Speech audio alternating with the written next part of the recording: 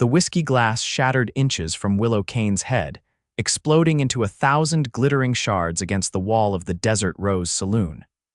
It was 1876 in Copper Canyon, Arizona Territory, and Willow's life had just taken a dangerous turn.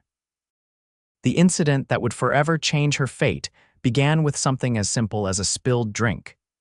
"You stupid woman," roared Butch Reeves, a notorious cattle rustler whose reputation for violence preceded him. His face contorted with rage as he lunged toward Willow, grabbing her by the throat and shoving her roughly against the polished oak bar. The cold steel of his hunting knife pressed against her delicate skin, drawing a thin line of blood. "Nobody disrespects me like that." Willow struggled to breathe, her honey blonde hair falling loose from its pins as she grasped at his wrist. The saloon had fallen deadly quiet, patrons frozen in fear of the man who'd killed 3 people since arriving in town a week prior. "It was an accident," she gasped, feeling the blade bite deeper. At 22, Willow hadn't expected to die in the saloon where she'd been working for barely a month. After losing her parents to typhoid last year, she traveled west from Boston seeking a new beginning. Now, it seemed her journey would end prematurely at the hands of a drunken brute. The saloon doors swung open, admitting a tall figure silhouetted against the harsh afternoon sun. Dust from the trail still clung to his long duster coat, and the spurs on his boots jangled softly as he stepped inside. Declan Lockhart surveyed the scene with icy blue eyes, taking in the situation in an instant. "I believe the lady apologized," he said, his voice quiet but carrying an unmistakable edge of steel. "I suggest you release her." Reeves turned his head slightly, keeping the knife at Willow's throat. "Mind your own business, stranger, unless you're eager to die today." Declan stepped further into the light. His face was tanned and weathered from years under the sun, with a strong jawline shadowed by a day's growth of beard. At 28, he carried himself with the confidence of a man who had seen his share of trouble and survived it. "That's not going to happen," Declan replied, his hand hovering near the Colt revolver at his hip. "What is going to happen is you're going to let the lady go, and then you're going to leave this establishment, preferably while you can still walk." Reeves laughed, a harsh, grating sound. "You and what army, Cowboy?" In one fluid motion that seemed impossibly fast, Declan drew his revolver and cocked it. "I don't need an army." The tension in the room was palpable. Willow's heart hammered in her chest, her green eyes wide with fear and surprisingly a flicker of hope. There was something in this stranger's demeanor that made her believe he could actually save her. "You've got 3 seconds. Declan continued, his voice level. 1. Reeves pressed the knife harder against Willow's throat. 2. The outlaw's eyes darted around the room, searching for support from his companions. They remained seated, unwilling to challenge the deadly calm of the newcomer. 3. Time seemed to stand still. Then, with a snarl of frustration, Reeves shoved Willow aside and lunged toward Declan, knife extended. The cowboy sidestepped with practiced ease, bringing the butt of his revolver down hard on Reeves's wrist. The knife clattered to the floor as Reeves howled in pain. Before he could recover, Declan had the muzzle of his revolver pressed against the outlaw's temple. "Now," Declan said quietly, "I believe I mentioned something about leaving." Reeves glared up at him, hatred burning in his bloodshot eyes. "You're dead, Cowboy, you just don't know it yet." "Perhaps, but not today." Declan nodded toward the door. "Go on, take your friends with you." The 3 men who had been sitting with Reeves rose reluctantly from their table, watching Declan warily as they moved toward the exit. Reeves, holding his injured wrist, backed slowly toward the door. "This isn't over," he spat. "It is for now," Declan replied, his gun still trained on the outlaw. Only when the 4 men had mounted their horses and ridden away did Declan holster his weapon. The other patrons of the Desert Rose seemed to exhale collectively, the tension in the room dissipating like morning fog under the hot sun. Willow, who had been pressed against the bar, trembling, finally found her voice. "Thank you," she managed, one hand touching the thin cut on her throat. "You saved my life." Declan turned to her, his expression softening. "Are you all right, Miss Kane?" she supplied. "Willow Kane, and yes, I believe I am, thanks to you." "Declan Lockhart," he said with a slight tip of his hat, Glad I could be of service. Sheriff Thomas Bailey pushed through the crowd that had gathered. Heard there was trouble, he said, surveying the room. What happened? Butch Reeves pulled a knife on Miss Kane, the bartender explained. This fella stepped in and sent Reeves and his boys packing. The sheriff turned to Declan, studying him with narrowed eyes. You new in town, Lockhart? Just passing through, Declan replied. Heading to Santa Fe. Well, I appreciate what you did, but Reeves isn't a man to forget a slight. He'll be back and he'll be looking for you. Declan nodded. I figured as much. You might want to stay in town a few days, the sheriff suggested. Safety in numbers. Besides, Miss Kane here might need protection until Reeves moves on to cause trouble elsewhere. Willow, who had been gathering the pieces of her composure, looked up in alarm. Do you think he'll come after me, Sheriff? Bailey scratched his graying beard. Hard to say. Reeves is unpredictable, but it wouldn't hurt to have someone watching your back for a while. Declan looked at Willow, noting the fear that lingered in her eyes despite her brave facade. Something about her vulnerability, combined with her evident strength in the face of danger, stirred something within him. He'd been drifting for 3 years, never staying in one place long enough to form attachments. But perhaps a few days in Copper Canyon wouldn't hurt. I can delay my journey, he said finally, if Miss Kane would feel safer. The relief that flooded Willow's face was immediate and genuine. I would be most grateful, Mr. Lockhart. Declan, he corrected gently. Declan, she repeated, a small smile touching her lips for the first time. It's settled then, Sheriff Bailey said. Willow, why don't you take the rest of the day off? After what you've been through, you deserve some rest. The saloon owner, a portly man named Hammond, nodded his agreement. Take tomorrow too if you need it, he added, surprising Willow with his uncharacteristic generosity. Thank you, Mr. Hammond, she said, but I'll be fine to work tomorrow. I need the income. Declan watched her with newfound respect. Most women who had just stared death in the face would be in hysterics, but Willow Kane seemed determined to carry on. There was steel beneath her gentle exterior, and it intrigued him. At least let me escort you home, he offered, just to be safe. Willow nodded gratefully. I'd appreciate that.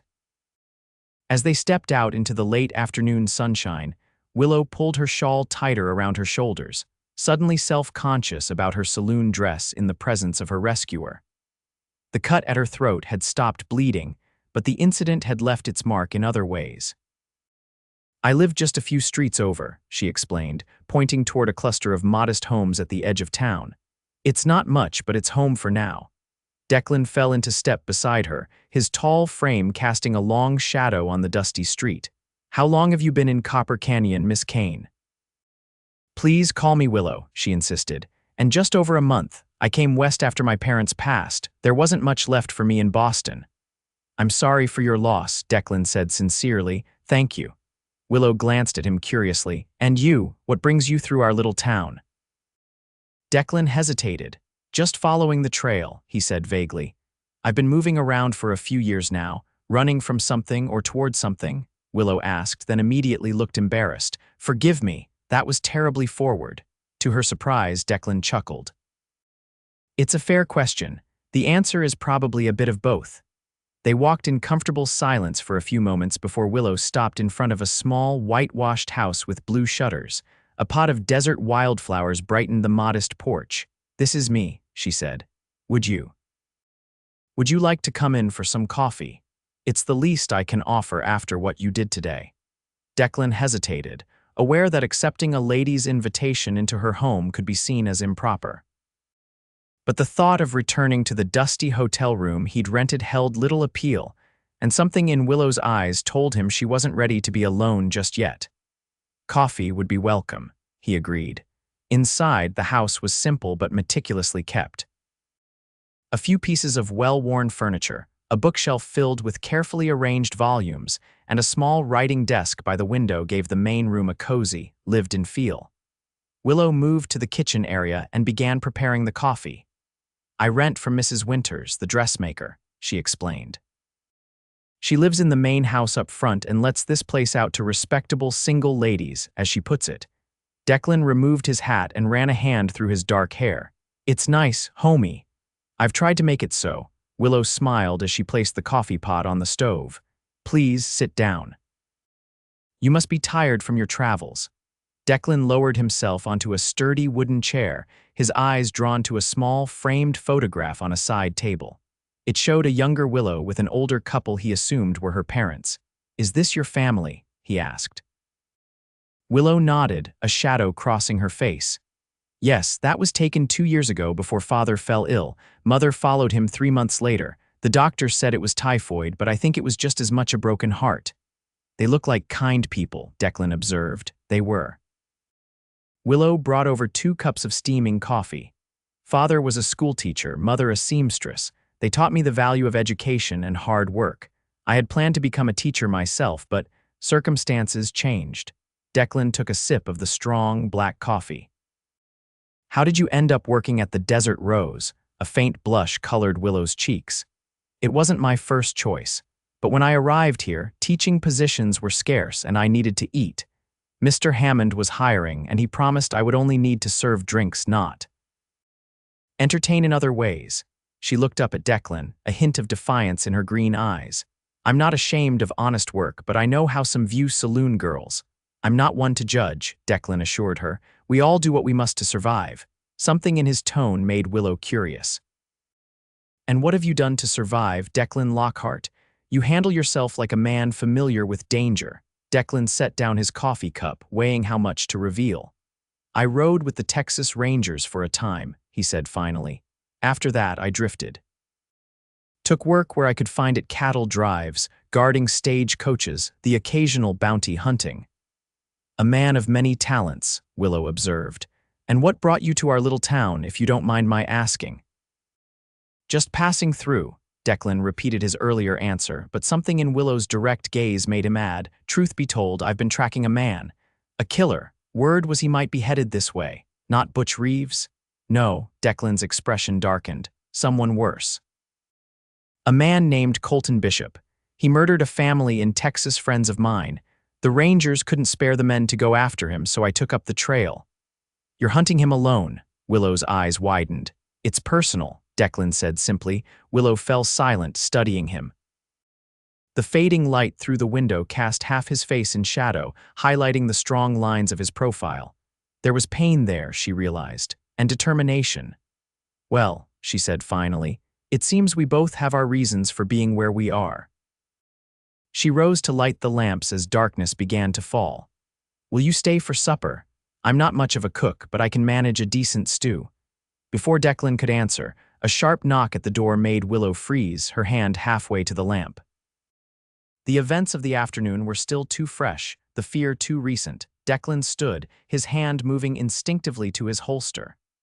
"Expecting anyone," Willow shook her head, her face pale. "Stay back," Declan instructed quietly, moving toward the door. "Willow, are you home, dear?" Called a woman's voice from outside. "It's Alina Winters. I heard about what happened at the saloon and wanted to check on you." Willow's shoulders sagged in relief. "It's my landlady," she explained to Declan, moving to open the door. "Mrs.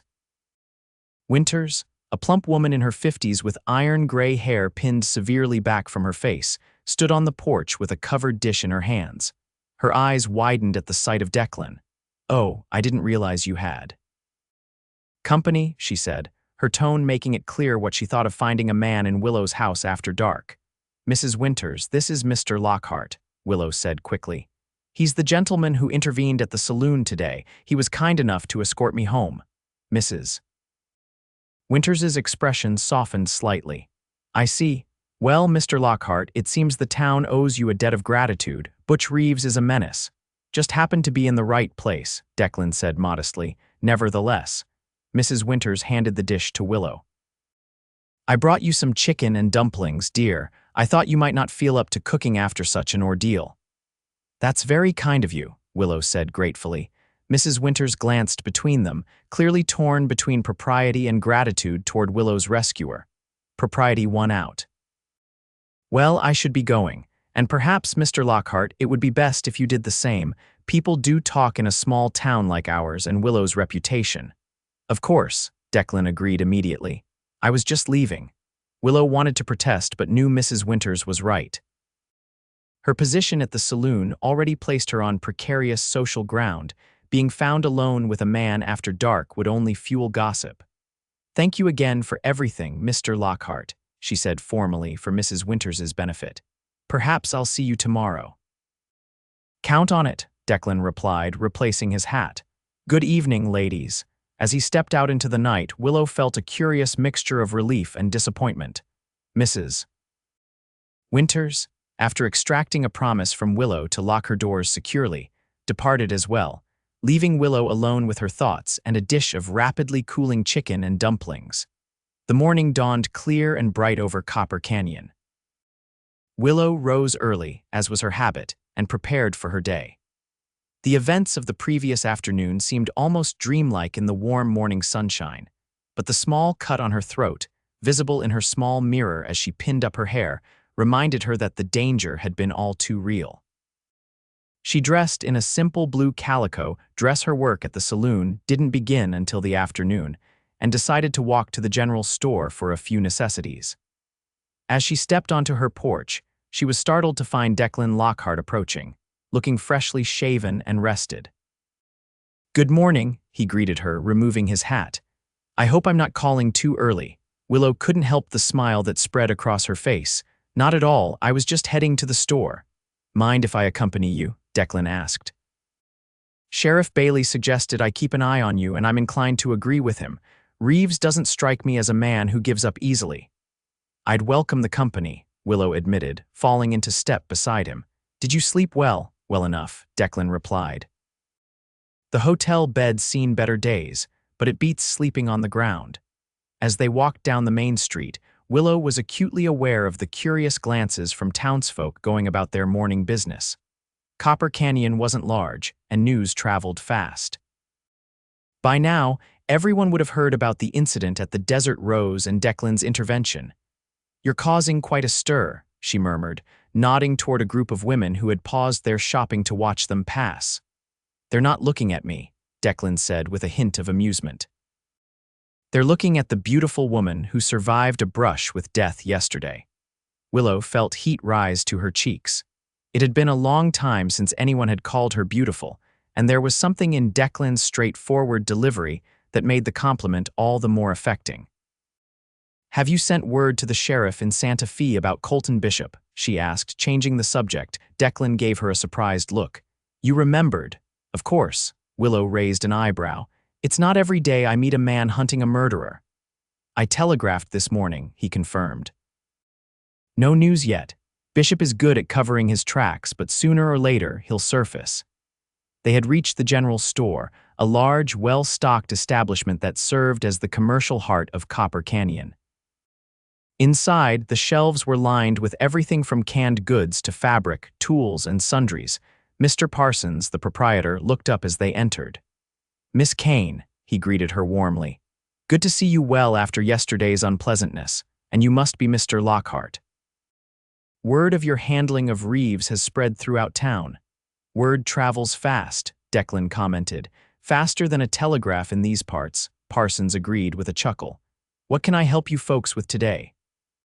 Willow consulted her small list while Declan browsed the store, pausing occasionally to examine various items. She was selecting a spool of thread when the store's bell jangled, announcing new customers. 3 men entered, rough-looking characters with the dust of the trail still on their clothes. Declan's posture changed immediately, his casual browsing transforming into alert watchfulness. The newcomers were not Reeves and his gang, but there was something about them that put him on edge. One of the men, a tall, gaunt individual with a prominent scar across his jaw, approached the counter. "Mornin'," he addressed Mr. Parsons. "Looking for a man, might have passed through here recently.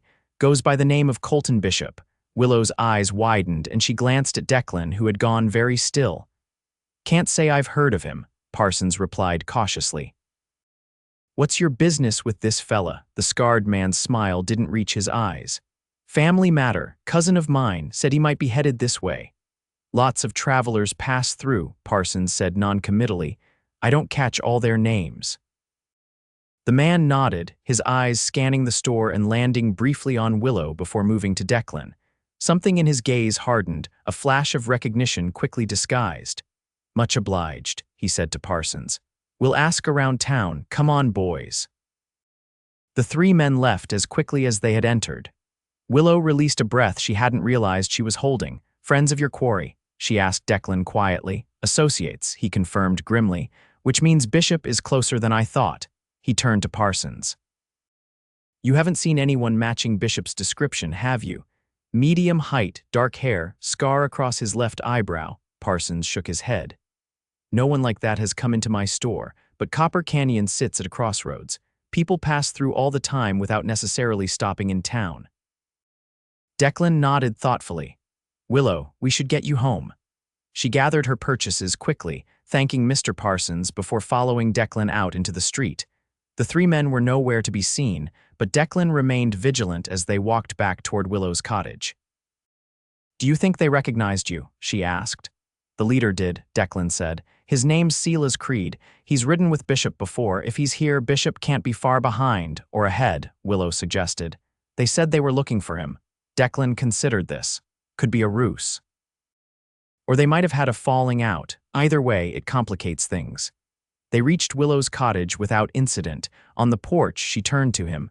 "Will you come in? We should talk about this." Inside, Willow set her purchases on the table and turned to face Declan. "This changes your plans, doesn't it? If Bishop's men are here, you can't leave to follow him." Declan paced the small room, his expression troubled.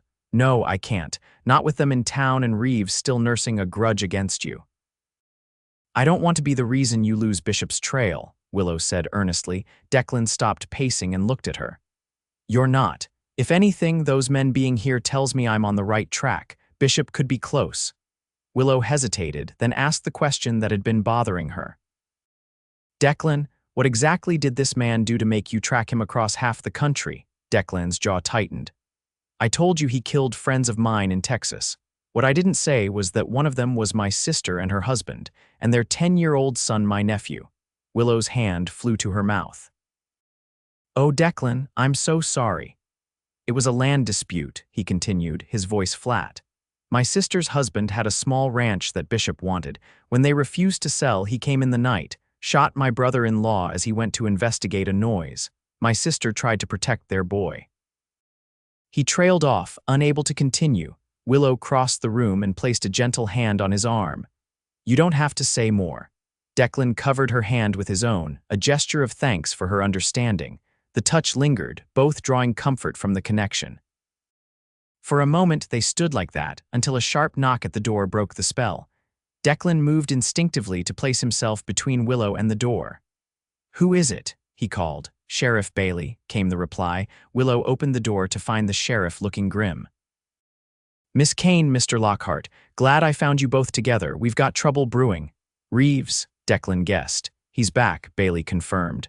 "With more men this time. They're holed up at the Broken Spoke at the edge of town, and there's something else. 3 strangers rode in this morning, asking about some fella named Bishop. Ring any bells?" Declan and Willow exchanged glances. "I've been tracking Bishop," Declan admitted. "Those 3 work with him or did. Their being here complicates things." "That's putting it mildly," Bailey snorted. 2 separate groups of troublemakers in one small town, both potentially looking for you. I'd say that's more than a complication." "What do you suggest?" Willow asked. The sheriff tugged at his mustache. "Ordinarily, I'd tell Lockhart here to move on, let us handle Reeves. But with those other fellas in the mix, we might need all the guns we can get if things turn ugly." "I'm not leaving," Declan stated firmly. "Not with Reeves gunning for Willow and Bishop's men in town." Bailey nodded as if he'd expected no less. "Then we need a plan." "Reeves has been making threats, saying he's going to settle scores, and he specifically mentioned both of you." Willow felt a chill run down her spine. "When?" "He's been drinking all morning," Bailey said. "Getting louder by the hour. My deputy's keeping an eye on him, but I can't arrest a man for making threats in a saloon." "And the other 3?" Declan asked. "Keeping to themselves so far. They've taken rooms at the hotel." Declan thought for a moment. "Willow can't stay here alone. It's too isolated, too easy to approach unseen." "I've got a spare room above the jail," Bailey offered. "Not fancy, but it's secure." Willow started to protest, but realized the sense in the suggestion. "What about my job at the Desert Rose? I'm supposed to work this afternoon." "Hammond will understand," Bailey assured her. "Man's a businessman, but he's not heartless. He wouldn't want you in harm's way." "I need to get a few things," Willow said, resigned to the temporary relocation, "and I should let Mrs. Winters know." "I'll speak to your landlady," Bailey promised. You gather what you need. As Willow moved about the cottage, collecting essentials for a few days away, she overheard snippets of conversation between Declan and the sheriff. They were discussing tactics, contingencies, the layout of the town.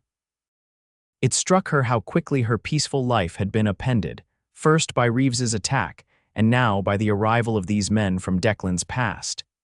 Yet amidst the chaos and danger, she felt a curious sense of purpose, of being truly alive for the first time since her parents' deaths. The months of quiet grief and solitary rebuilding had been necessary, but they had also been a kind of limbo. Now, thrust into this unexpected situation alongside Declan Lockhart, she found herself responding with a courage she hadn't known she possessed. Willow repacked her small valise with a few dresses, personal items, and the framed photograph of her family. When she rejoined the men, they ceased their strategic discussion and turned to her. "Ready?" Declan asked gently. She nodded, squaring her shoulders. "As I'll ever be." The walk to the sheriff's office was tense, with both men scanning the street constantly for signs of trouble. They encountered none, arriving safely at the solid brick building that housed both the jail and Bailey's living quarters. "It's not much," the sheriff apologized as he showed Willow to a small but clean room above the office. "But you'll be safe here." "Thank you," Willow said sincerely. "I appreciate your kindness, Sheriff." "Call me Thomas," he said with a grandfatherly smile. Any woman brave enough to face down Butch Reeves deserves to be on a first-name basis with the law. After the sheriff excused himself to check on his deputy, Declan lingered in the doorway of Willow's temporary quarters. "Will you be all right here?" he asked. Willow set her valise on the narrow bed. "I'll manage. What about you? What's your next move?" "I need to find out more about what Creed and his companions are doing here," Declan said, "and whether Bishop is actually with them or not." "Be careful," Willow urged. "From what you've told me, these aren't men to take lightly." Declan's expression softened. "I've been taking care of myself for a long time, Willow, but I appreciate your concern." She crossed the small room to stand before him. "You saved my life yesterday. It's only natural I'd worry about yours today." Their eyes met, and something unspoken passed between them, an acknowledgement of the connection that had formed so quickly and unexpectedly. Declan reached out to touch her cheek gently, his calloused fingers surprisingly soft against her skin. "I'll come back," he promised. "Try to rest. Lock the door behind me." After Declan left, Willow did as he suggested, securing the door before sitting on the edge of the bed. Through the window, she could see the main street of Copper Canyon, busy with afternoon activity. Somewhere out there were men who wished her harm, and others who threatened someone she was beginning to care about deeply. The realization startled her. In just over 24 hours, Declan Lockhart had gone from stranger to protector to something more. It wasn't just gratitude she felt when she looked at him, but a deeper connection that both frightened and exhilarated her. Willow shook her head at her own foolishness. This was no time for romantic notions. There were real dangers to face, immediate concerns that required clear thinking. And yet, as she unpacked her few belongings, she couldn't help but wonder what might become of their unusual acquaintance once the current crisis had passed. Declan made his way cautiously to the Desert Rose, figuring it was the most likely place to gather information. The saloon was doing steady business despite the early hour, with miners, cowboys, and townspeople seeking refreshment from the afternoon heat. He ordered a whiskey and positioned himself at a corner table with his back to the wall, affording a clear view of both the entrance and the room at large.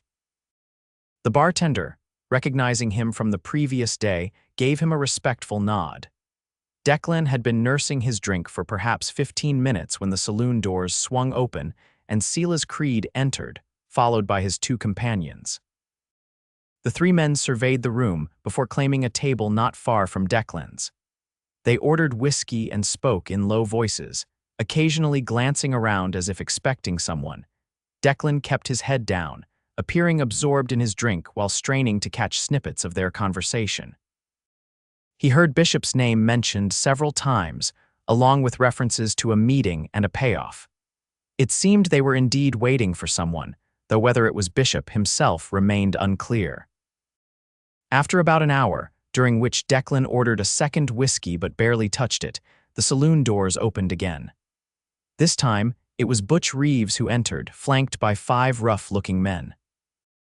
The tension in the room immediately escalated as regular patrons recognized the troublemaker from the previous day's incident. Reeves scanned the room, his bloodshot eyes narrowing when they landed on Declan. A slow, malicious smile spread across his face as he leaned to whisper something to one of his companions. Declan tensed, calculating odds and angles, aware that the situation had just become significantly more complicated. He hadn't expected Reeves to confront him here, in broad daylight, with the sheriff's office just down the street. But the man's reckless confidence suggested he either didn't care about consequences or believed he had the upper hand. To Declan's surprise, however, Reeves and his gang moved to a table on the far side of the room, ordering drinks and watching him with undisguised hostility, but making no immediate move. The standoff continued for another half hour, the atmosphere in the saloon growing increasingly strained as regular patrons finished their drinks and departed, sensing the brewing trouble. Soon, only Declan, Creed's group, Reeves's gang, and a few either too drunk or too oblivious to recognize the danger remained. Declan was considering his options when the doors opened once more. This time, it was Sheriff Bailey who entered, his deputy close behind. "Afternoon, gentlemen," Bailey said, his hand resting casually near his holster as he surveyed the room. "Quite a gathering we have here. Just enjoying a friendly drink, Sheriff," Reeves said with mock innocence. "Indeed." Bailey's skepticism was evident. "Mr. Lockhart, a word outside, if you please." Declan rose slowly, aware of the many eyes watching him. He kept his movements deliberate as he followed the sheriff out onto the boardwalk. "We've got a problem," Bailey said without preamble once they were outside.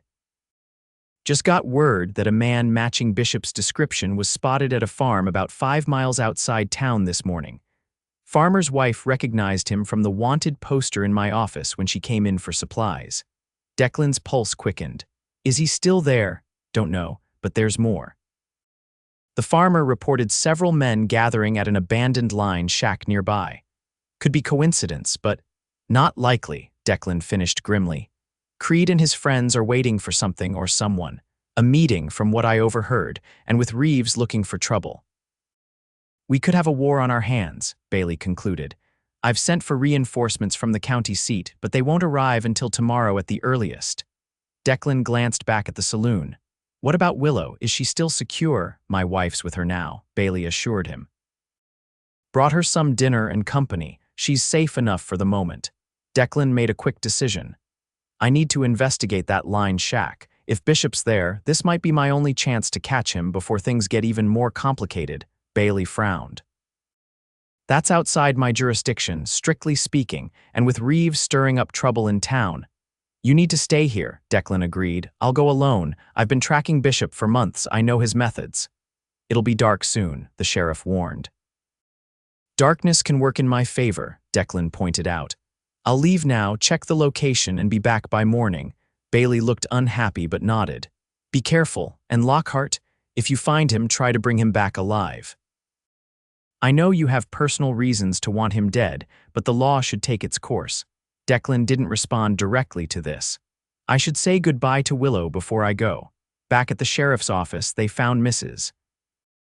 Bailey, a kind-faced woman in her 50s, sitting with Willow at a small table sharing a pot of tea. Both women looked up as the men entered. "Thomas," Mrs. Bailey inquired, noting her husband's serious expression. "Everything's fine, Martha," the sheriff assured her. "Mr. Lockhart just needs a private word with Miss Kane." Mrs. Bailey nodded, understanding, and rose. "I'll just go check on that stew I've got simmering. Willow, dear, we'll continue our conversation later." When they were alone, Willow searched Declan's face. "Something's happened." He explained quickly about the reported sighting of Bishop and his plan to investigate the line shack. Willow listened without interruption, her hands clasped tightly in her lap. "When will you return?" she asked when he had finished. "By morning, if all goes well." Declan hesitated. "Willow, I need you to promise me you'll stay here where it's safe, no matter what you hear, no matter what happens." Her green eyes held his steadily. "I promise, but you must make me a promise in return." "What's that?" "Come back safely," she said simply. Declan felt something twist in his chest at the genuine concern in her voice. It had been a long time since anyone had worried about his safe return. "I'll do my best," he said, reaching out to take her hand. The touch became a gentle squeeze, then on impulse, he raised her hand to his lips, pressing a soft kiss to her knuckles. "For luck," he explained with a small smile. Willow's cheeks flushed, but she returned the smile. "Be careful, Declan." As twilight deepened into night, Declan rode out of town on a horse borrowed from the livery stable. The line shack was located in a remote area of scrubby terrain, not quite desert but far from fertile, where an old mining operation had once maintained a presence. According to Bailey's directions, it lay in a shallow valley between two rocky ridges, about 5 miles northwest of Copper Canyon. The moon was 3/4 full, providing enough light to navigate but also creating deep shadows that could conceal dangers. Declan proceeded cautiously, alert for any sign that he was being followed or observed. When he was within a mile of his destination, he dismounted and tethered his horse in a copse of stunted trees. From here, he would continue on foot, using the terrain for cover as he approached the shack. Moving silently across the rocky ground, Declan made his way to the ridge overlooking the valley. From this vantage point, he could see the line shack, a crude, one-room structure of weathered boards with a tin roof that gleamed dully in the moonlight. A thin trail of smoke rose from its chimney, and the yellow glow of lamplight was visible through its single window. More significant, however, were the 4 horses tethered outside and the 2 men standing guard near the entrance. One smoked a cigarette, its ember glowing red in the darkness. The other paced restlessly, occasionally pausing to scan the surrounding terrain. Declan settled behind a large boulder, observing the scene. If Bishop was inside, he had at least 3 men with him, not counting the 2 guards. Not impossible odds, but challenging, especially if he wanted to take his quarry alive as Bailey had suggested. For nearly an hour, Declan watched and waited, hoping to glimpse who was inside the shack when the door opened or someone entered or exited. His patience was rewarded when the door finally swung open, spilling light into the yard, and a figure emerged to relieve one of the guards. Even at this distance, Declan recognized Colton Bishop's distinctive silhouette and the way he carried himself, confident to the point of arrogance. The man who had murdered his sister and her family stood less than 200 yards away, close enough that a good marksman could end his life with a single shot. Declan's hand moved to his rifle, the temptation nearly overwhelming. One squeeze of the trigger and his 3-year quest would be over. Justice or vengeance would be served, but as he aligned his sights on Bishop's chest, something held him back. Not Bailey's admonition to bring the man in alive, but Willow's face in his mind's eye, the way she had looked at him with respect and emerging affection. Would that look change if he returned having executed a man without trial, regardless of how deserving? Declan lowered his rifle, deciding instead on a more challenging course. He would continue to observe, wait for an opportunity when Bishop was more vulnerable, perhaps when the group dispersed, or in the pre-dawn hours when vigilance typically waned. His decision made, Declan settled in for a long night of surveillance. Meanwhile, in Copper Canyon, Willow sat by the window of her room above the sheriff's office, gazing out at the quiet street below. Most of the town was dark now, save for the saloons and the hotel, their windows glowing with lamplight. Somewhere out there, Declan was risking his life to confront the man who had destroyed his family. The thought filled her with anxiety, but also a deep admiration for his courage and determination. In the short time she had known him, Declan Lockhart had revealed himself to be a man of principle and action, someone who faced danger head-on rather than avoiding it. A soft knock at her door drew her attention. "Willow, it's Martha Bailey, may I come in?" "Of course," Willow called, rising to unlock the door. Mrs. Bailey entered, carrying a tray with a pot of tea and 2 cups. "I thought you might have trouble sleeping," she said kindly. "Chamomile helps, or so my mother always claimed." That's very thoughtful, Willow said, making space on the small table near the window.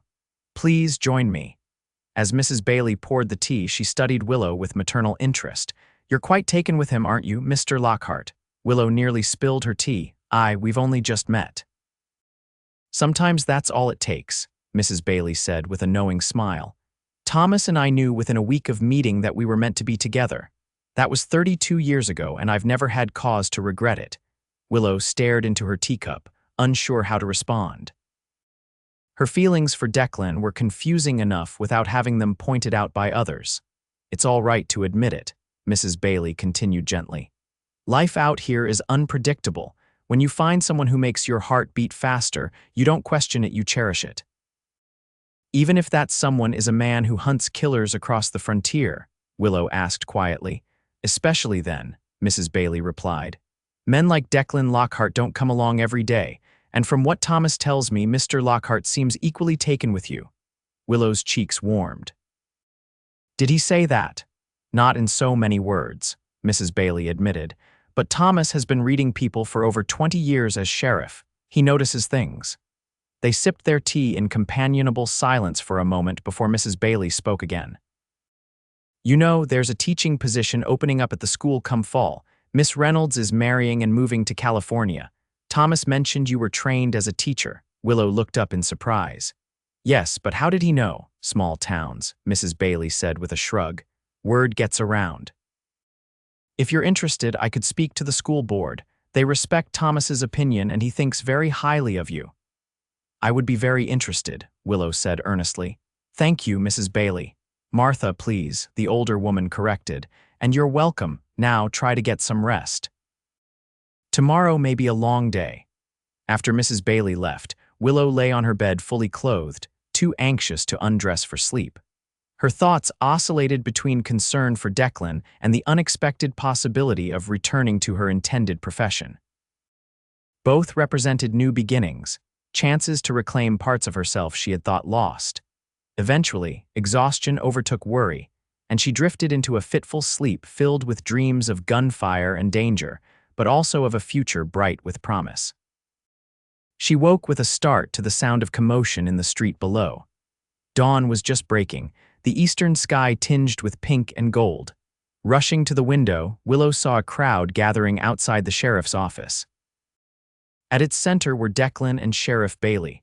Supporting between them, a man with his hands bound behind his back, a man who, even at this distance, bore the distinctive scar across his eyebrow that Declan had described, Colton Bishop. Willow quickly splashed water on her face, pinned up her hair, and hurried downstairs. The sheriff's office was in controlled chaos, with Bailey shouting orders to his deputy and several townsmen who had volunteered to help secure the prisoner. Declan stood slightly apart, his expression grim but satisfied as he watched Bishop being locked in a cell. He looked exhausted, with dark circles under his eyes and trail dust coating his clothing, but physically unharmed. He turned as Willow entered, his face lighting up at the sight of her. "You're safe," he said, as if that had been his primary concern all along. "And you captured him," she replied, moving closer. "How? Long story," Declan said wearily.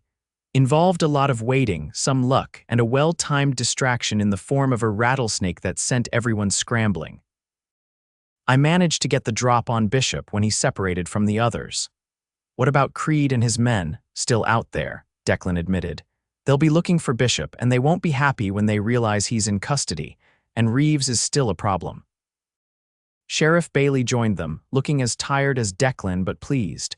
The county marshal and his deputies should arrive by midday, he informed them. They'll take Bishop to stand trial for the murders in Texas. Until then, we need to stay vigilant. "What can I do to help?" Willow asked. Bailey considered her question seriously. "Honestly, Miss Kane, your presence is a comfort to all of us, makes us remember what we're fighting for, good people who deserve to live without fear." Declan nodded agreement. "The sheriff's right. Just knowing you're safe gives me one less thing to worry about." Willow wasn't entirely satisfied with this answer. She had never been one to sit idly by when there was work to be done, but she recognized the wisdom in staying out of harm's way for now. "At least let me make coffee," she suggested. "You both look like you could use it," Bailey's face broke into a grateful smile. Now that's an offer I won't refuse. Martha's gone to help with breakfast at the church. They're feeding the volunteers who will be standing guard, so we're left to our own devices. As Willow busied herself with the coffee pot in the small kitchen area of the sheriff's office, she listened to Bailey and Declan discussing strategy. They expected trouble from both Creed's gang and Reeves's men, possibly coordinated if the two groups realized they shared a common enemy in Declan. "We should move Miss Kane," Declan was saying as Willow returned with 3 cups of strong black coffee. "If they can't find her, they might use her as leverage." "Move her where?" Bailey asked. "The whole town knows she's staying here." "What about Mrs. Winters's house?" Willow suggested, setting down the coffee cups. "No one would think to look for me there, and it's on the opposite side of town from here." The men exchanged glances, considering the idea. "It could work," Bailey admitted. "Assuming Mrs. Winters is willing, she will be," Willow said confidently. She was quite impressed by Declan's heroics, and so it was arranged. While Declan caught a few hours of much-needed sleep on a cot in Bailey's office, Willow packed her few belongings and prepared for the move to her landlady's house. Mrs. Winters, as predicted, was more than willing to help, especially after Bailey explained the danger. By mid-morning, Willow was settled in a small guest room at the back of Mrs. Winters's house, with strict instructions not to show herself at the windows or venture outside until the current crisis was resolved. "Mr. Lockhart will come for you when it's safe," Mrs. Winters assured her. "Until then, you'll stay put, young lady." Willow agreed, though the enforced inactivity chafed at her independent nature. She spent the morning helping Mrs. Winters with household tasks, grateful for the distraction but constantly wondering what was happening across town. Her answer came shortly after noon when the distant sound of gunfire echoed through the streets of Copper Canyon. Willow froze, her hands deep in bread dough, as she assisted Mrs. Winters with baking. "Stay here, Mrs. Winters ordered, moving to the front of the house to peer cautiously out a window. "Oh my," she gasped. "There's smoke coming from the direction of the sheriff's office." Willow's heart clenched with fear. Declan was there, possibly fighting for his life. The thought of him facing danger while she remained safely hidden was suddenly unbearable. "I have to go," she said, wiping her hands on a towel. "They might need help." "You'll do no such thing," Mrs. Winters declared firmly. "What help could you possibly be in a gunfight? You'd only distract Mr. Lockhart by putting yourself in danger." The older woman's words struck home, forcing Willow to acknowledge the truth in them. Still, the waiting was agonizing as sporadic gunfire continued for what seemed like hours, but was probably less than 30 minutes. Then, just as suddenly as it had begun, the shooting stopped. An eerie silence fell over the town, broken only by distant shouts and the sound of a horse galloping away. Mrs. Winters and Willow exchanged anxious glances, both wondering what the silence signified. Had the defenders prevailed? Or had Creed and Reeves succeeded in whatever violence they had planned? The answer came in the form of a knock at Mrs. Winters's front door. The older woman approached cautiously, a small derringer appearing from her apron pocket. "Who is it?" she called. "Declan Lockhart," came the reply, causing Willow's heart to soar with relief. "Is Willow safe?" Mrs. Winters opened the door to reveal Declan standing on the porch, looking battered but triumphant. A bandage wrapped around his left forearm, stained with blood but not heavily. Behind him, the street was busy with townspeople emerging from shelter, helping to extinguish what appeared to be a small fire at a building near the sheriff's office. "Willow," he called, scanning the front room. She rushed forward from the kitchen, barely restraining herself from throwing her arms around him. "I'm here, I'm fine. What happened? Are you badly hurt?" "Just a graze," Declan assured her, flexing his arm to demonstrate. "Reeves and his men tried to break Bishop out of jail. They started a fire as a distraction, but we were ready for them. The county marshal arrived just in time to help us drive them off. And Creed's gang, 2 dead, 1 captured. Creed himself escaped, but with the marshal's men in pursuit." Declan's tired face broke into a rare smile. "Bishop's already on his way to stand trial under heavy guard. It's over, Willow." She let out a breath she felt she'd been holding for days. "And Reeves," Declan's expression darkened slightly. Won't be bothering anyone again. He drew on the marshal. Bad decision, Mrs. Winters, who had been listening to this exchange, nodded with satisfaction. Good riddance to bad rubbish, I say. Now, Mr. Lockhart, you look like you could use a hot meal and some rest. I've got fresh bread nearly ready and a pot of stew that's been simmering since yesterday. That sounds like heaven, madam, Declan admitted. But first, I needed to see with my own eyes that Willow was safe. The simple statement, delivered without pretense, warmed Willow's heart. There was something so genuine about Declan Lockhart, so straightforward in his concern and affection. As they sat down to Mrs. Winters's, hearty meal joined shortly by Sheriff Bailey, who arrived with his own update on the situation. Willow found herself studying Declan across the table. He looked different somehow, lighter, as if a burden had been lifted from his shoulders with Bishop's capture. "What will you do now?" she asked him quietly while Mrs. Winters was occupied serving the sheriff more stew. "Will you still go to Santa Fe?" Declan met her gaze, his blue eyes thoughtful. "I don't know," he admitted. "For 3 years, finding Bishop has been my only purpose, now that it's done."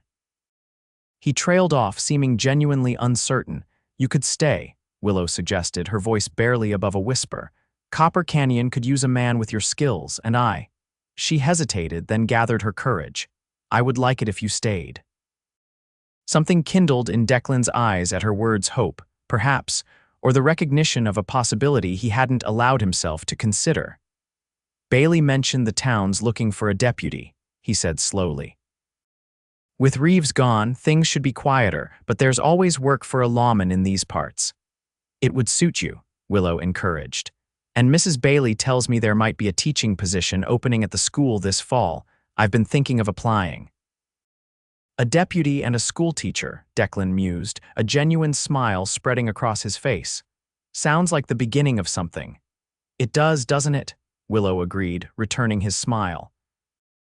Later that evening, with the excitement of the day's events finally subsiding, Declan walked Willow back to her cottage. The town was peaceful once more, though groups of men still patrolled the streets as a precaution against any return of Creed or Reeves's surviving gang members. On her porch, under the glow of a lantern, they paused. The events of the past 3 days seemed almost dreamlike in their intensity and speed, yet the connection that had formed between them felt more real than anything Willow had experienced since arriving in Copper Canyon. "Thank you," she said simply, "for saving my life twice now." Declan shook his head. "You saved something in me too, Willow. I was so consumed with vengeance that I'd forgotten there might be a life beyond it. You reminded me." In the soft lantern light, his rugged features were gentled, the hard lines of determination softened by something more vulnerable. Willow found herself reaching up to touch his face, her fingers tracing the line of his jaw with wonder. "Will you really stay?" she asked, needing to hear it confirmed. "Yes," Declan said without hesitation, catching her hand in his and pressing it against his chest, where she could feel the strong, steady beat of his heart. "I can think of no place I'd rather be, and no person I'd rather be with." The space between them seemed to dissolve as he leaned down, and she raised her face to meet him. Their first kiss was gentle, a question and an answer combined, a promise of more to come. When they finally parted, both slightly breathless, Willow smiled up at him. 3 days ago, I was just a saloon girl with a dream of teaching again someday. Now look at us." "Life can change in an instant," Declan agreed, his arms still around her waist. "Sometimes for the worse, but sometimes," he pressed another soft kiss to her forehead, "sometimes for infinitely better." As stars appeared one by one in the darkening sky above Copper Canyon, Willow Kane and Declan Lockhart stood together on her porch, embracing not just each other, but the future they had unexpectedly found, a future born in danger and violence, but promising peace and love beyond measure. The knife that had been at Willow's throat that fateful afternoon had set in motion events neither of them could have predicted. Yet standing there now, it seemed to both that perhaps fate had known exactly what it was doing all along.